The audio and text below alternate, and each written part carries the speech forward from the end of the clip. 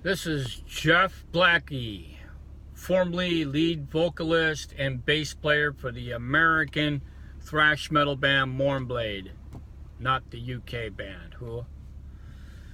This is a review. I usually don't do reviews on movies, but this is a review on Lords of Chaos and what I thought about it and what I know about black metal. Cool.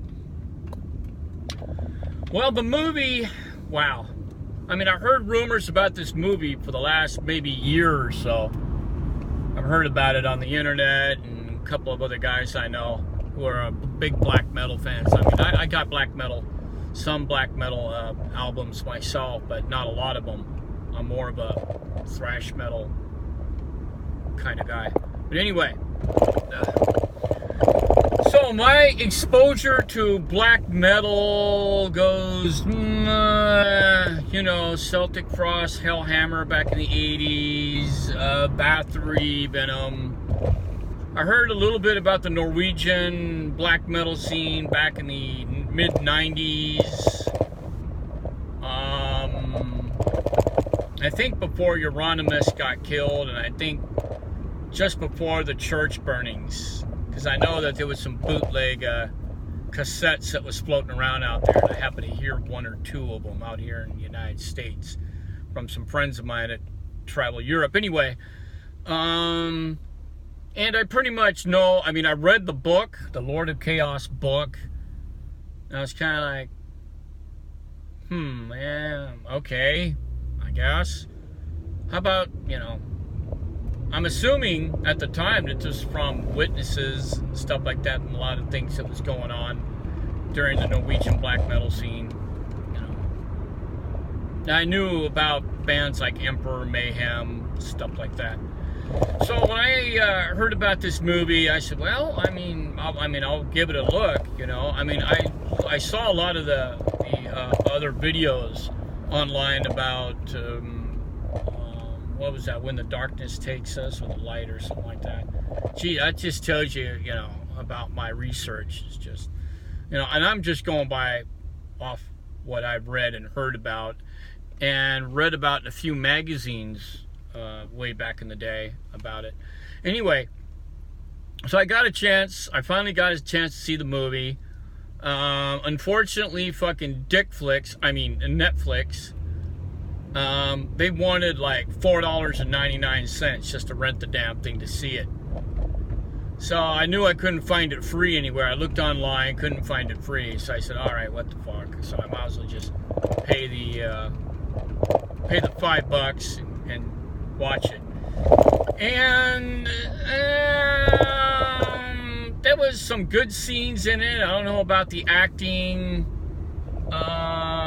They kind of paint Euronymous, I guess, as mostly the victim and the brains behind the outfit. The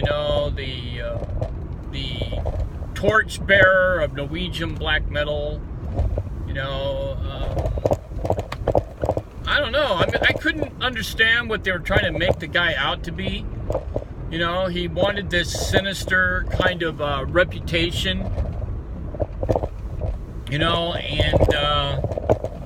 There's some guys who are like that, look at almost all the bands out there that all have pseudonyms for for names to sound more sinister and evil. And unfortunately, I'm one of those guys that did the same thing. And Jeff Blacky, come on, dude. And my guitarist Rick Auschwitz. So we started taking these names, our old bass player, fucking Leviathan. Everybody did it. And we did it back in the 80s. And so they tried to make this guy to be this sinister, kind of wimpy kind of guy who talks big but does no action. And the actor portrayed it by witnesses, and there was witnesses that says that Euronymous was this kind of guy, and obviously charismatic,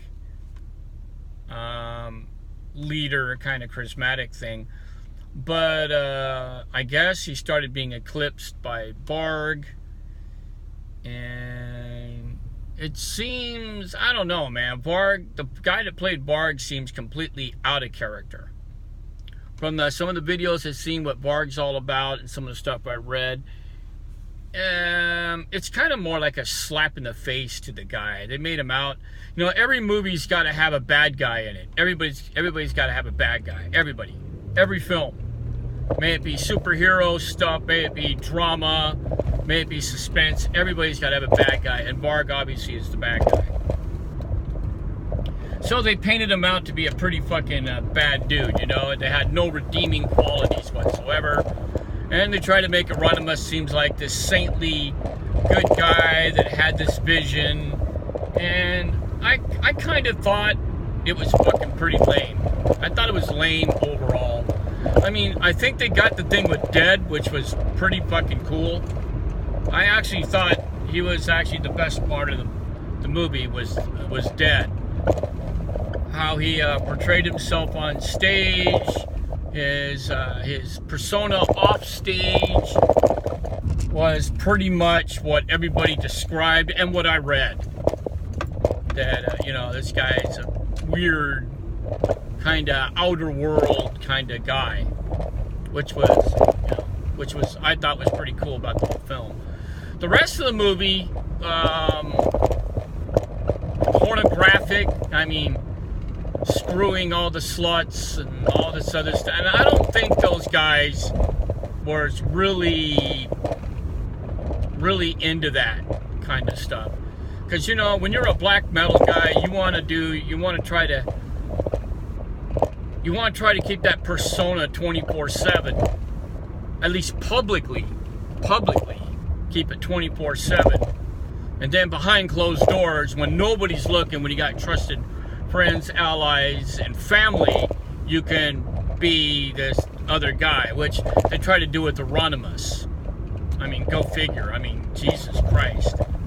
So the movie was very sympathetic to Euronymous.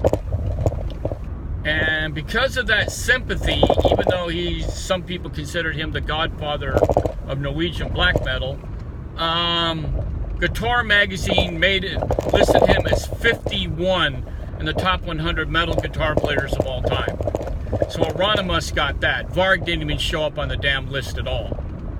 So I think what they did is they tried to make some sort of tragedy, especially for the church burnings and all that other stuff, to try to make this guy into a saint. He was a wayward guy. He wanted to change. He wanted to get out of that scene. And he got killed for it, which is a bunch of crap. He didn't cut his fucking hair. You know, from what I heard, the coroner cut his fucking hair. And Euronymous did not get stabbed and fell down like some crying fucking bitch. According to Varg fucking stabbed him.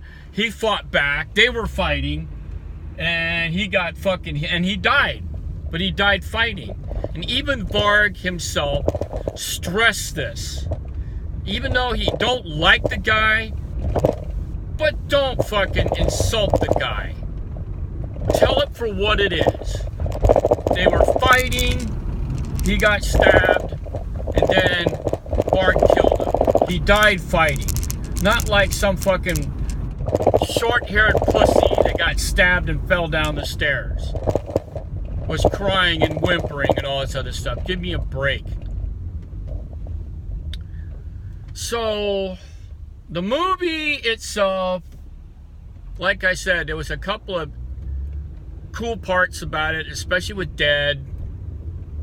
And,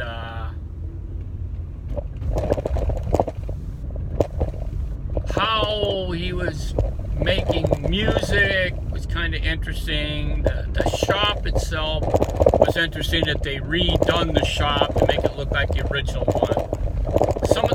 I'm talking about some of the builds and stuff like that. How they built the stages and the setup for the acting. Some of the characters, they looked pretty fucking black metal, dude. You know, I mean, even though that the pictures don't fit just properly, they got the corpse paint stuff right. They got the fucking spikes, the t-shirts, the fucking guitars, the set, you know, the whole musical setup, I thought was actually pretty good. Not the soundtrack. I'm not talking about the soundtrack, but I'm talking about when they had their instruments and all this other stuff, which I thought was really cool. So overall, Lords of Chaos, if it comes out in DVD form, I might add it to my collection, but I'm not going to pay anything higher than a couple bucks for it in a bargain bin. And that's only for reference to what was going on, even though it's not accurate, but you know, I would get it just for that, to add it to my collection. Other than that, this is my I mean, if I had to give it out of 4 stars, I'd probably only give it a 2 out of 4 stars. It caught my interest, but I knew for a fact that a lot of it was bullshit and a lot of it was dramatized and Hollywoodized. And that's all I would give it. So there you go. There you go. Shit. There you go. Chef Blacky giving the preview what he thought about Lords of Chaos movie.